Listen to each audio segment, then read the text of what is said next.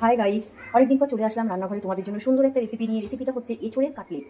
তোমরা অনেক রকম কাটলেট খেয়েছো, দেখেছো। এটা হলো এঁচোড়ের। এখানে আছে দেখো, আমরা তিনজন মানুষ, এই পরিমাণে এঁচোড় কেটে আমি এভাবে কেটে ভালো করে ধুয়ে নিয়েছি, আর একটা বড় সাইজের আলুকে ভালো করে কেটে ধুয়ে নিয়েছি। এবার আমি এঁচোড়গুলোকে সেদ্ধ করবো, প্রেশার কুকারে সিটি মারবো। তোমাদের সঙ্গে শেয়ার করছি, সেটাও দেখতে থাকো। প্রেশার কুকারের মধ্যে এবার আমি এই যে আলু দিয়ে দিলাম, আর এঁচোড়টাকেও দিয়ে দিলাম। তার মতন লবণ দিলাম, মানে 1 চামচের কম মতন হলুদ দিয়ে দিলাম। একটু তেল দিয়ে দিলাম, সর্ষের তেলটা। তেল দিয়ে এঁচোড়টা সেদ্ধ করলে ভালো হয়, প্রেশার কুকারটা আঠা আঠা হয় না, আর এঁচোড়ের মানে টেস্টটাও ভালো আসে আর কি। এঁচোড় আর আলুটা সেদ্ধ হয়ে গেছে।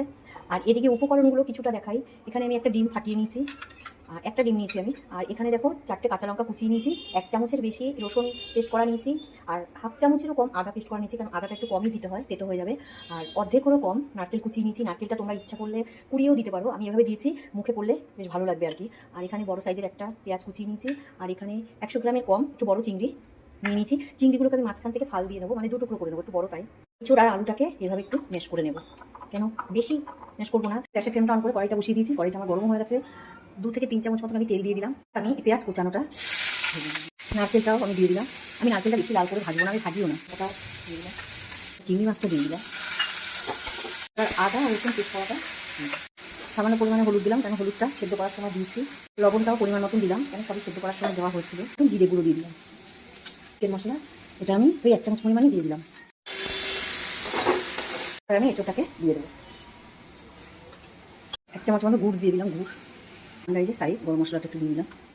এবার এটা হয়ে যাচ্ছে, আমি এইটাকে এবার নামিয়ে নেব।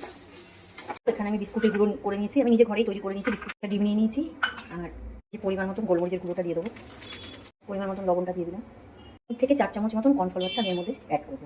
এটাকে ভালো করে কুকটা কি সুন্দর হয়েছে, ঠান্ডাও হয়ে গেছে। এবার আমি যেটা করবো সেটা এইভাবে আমি কাটলেট শেপে এটাকে তৈরি করব। করে ডিমের ব্যাটারটার মধ্যে চুবিয়ে নিলাম বিস্কুটের গুঁড়োটা করে। এবার আবার ডবল কোট করে নেবো আমি। ডবল কোট করে নিলে এসব জিনিস ভালো হয়, খেতেও টেস্ট হয়, আর জিনিসটাও বেশ সুন্দর হয়। এটাও গরম হয়ে গেছে। এভাবে আমি দুটো করেই ভেজে নিই, এটা করবে। আর একটা কথা, এটা সম্পূর্ণ আমার মনের রেসিপি। তোমরা যা মনে করো, যদি নিরামিষ খাবে চিংড়ি মাছটা বাদ দিয়ে দেবে, স্কিপ করে দেবে। আর হয়ে এসছে এঁচোড়ের কাটলেট, এখনো বাকি আছে। বন্ধুরা, কীরকম হয়েছে এঁচোড়ের কাটলেট দেখো, দেখতে পাচ্ছ। আর এদিকে হলো স্যালাড নিয়েছি, তাও দেখা যাচ্ছে। এত সুন্দর একটা জিনিস, দারুণ জিনিস, কি দারুণ। তোমরা একবার এভাবে করে খেয়ে দেখো, আর খেয়েছো কিনা সেটাও আমাকে জানিও প্লিজ একবার। এটা সম্পূর্ণ আমার মনের রেসিপি। কীরকম হচ্ছে বলো। ভালো থেকো, সুস্থ থেকো। অনেকদিন পর তোমাদের সঙ্গে একটা রেসিপি শেয়ার করলাম। এই পর্যন্তই।